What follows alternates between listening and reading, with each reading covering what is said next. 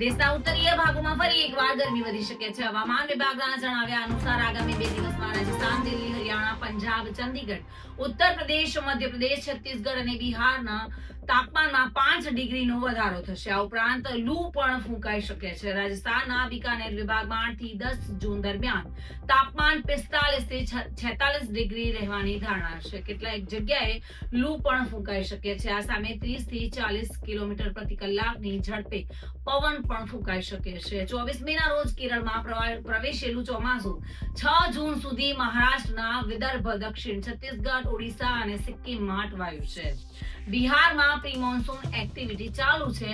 જો કે ભારતીય હવામાન વિભાગના મતે ચોમાસું 10 જૂન સુધીમાં બંગાળ અને બિહાર પહોંચી શકે છે, પરંતુ મધ્યપ્રદેશે 15 જૂન સુધી ચોમાસાની રાહ જોવી પડી શકે છે. અરુણાચલ પ્રદેશમાં પૂરની સ્થિતિમાં થોડો સુધારો થયો છે. ઘણી નદીઓ ભયજનક નિશાનથી નીચે વહી રહી છે.